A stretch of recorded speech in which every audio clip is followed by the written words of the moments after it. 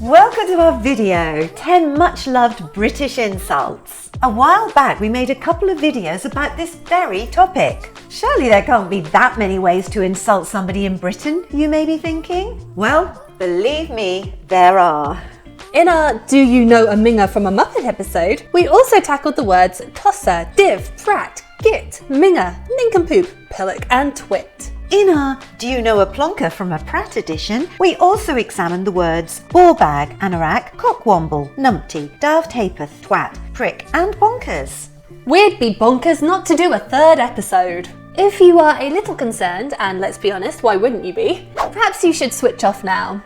I think it's probably a bit late. Yeah. Oops. Might as well stick with it now. Yeah, you might as well. I think we've had the worst. Or have we? Wazzock. A wazzock is an idiot. In January 2016, Mr. Trump was labelled a wazzock, amongst other things, during a debate in the British Parliament about whether or not he should be allowed into the country. Moving on. Dickhead. A stupid, irritating or ridiculous person, particularly a man. Dick means penis. Have we got a picture? Well, as you probably know, dick means penis, which is similar to the other British insult knob or knobhead. By the way, a spotted dick is not a British insult. It's the name for a rather delicious traditional British steamed pudding, splattered with currants or raisins and served with custard. Billy no-mates. A Billy no-mates is somebody who doesn't have any friends. This word was coined in the youth culture of the 1990s. Smeg-head. Just love saying that. Isn't it brilliant? It's a good one, yeah. This one was suggested by one of our lovely viewers, Eric, known as One, and he stated, Smeg-head is the greatest insult on British TV ever from Red Dwarf, as in, Rimmer, you're such a smeg-head. Red Dwarf is a British science fiction comedy and has gained a cult following. Gobshite.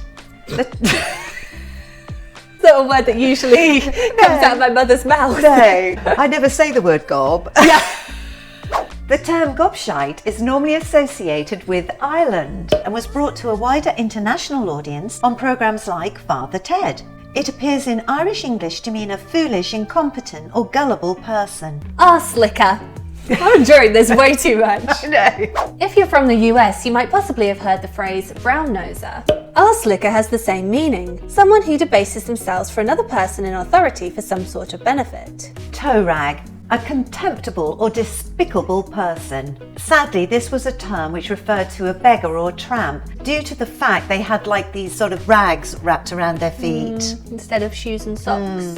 Wind-up merchant. Someone who makes comments just to spark controversy or to cause an argument. Oh, I hate those people. Oh, so do I. Oh. Drama. Oh, yeah. And they sort of get a kick out of it, don't they? You know, causing trouble. They get this sort of kick out of it. Yeah, and you have to do your best not to rise to it, not to give them the satisfaction. If you're winding someone up, you're making them tense or irritated in the same way you would wind up a jack-in-the-box before it pops. Whinger.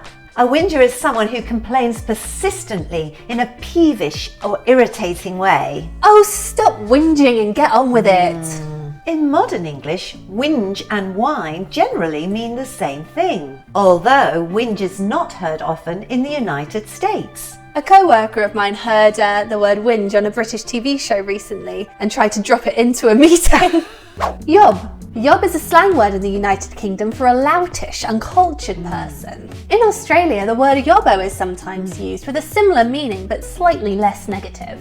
Here's an interesting fact for you. The word itself is a product of backslang, a process whereby new words are created by spelling or pronouncing existing words backwards. The word yob is thus derived from the word boy. It only began to acquire a derogatory connotation in the 1930s. Have we missed any of those great British insults? If so, please comment below, and if you'd like, we'll give you a shout out on the next video.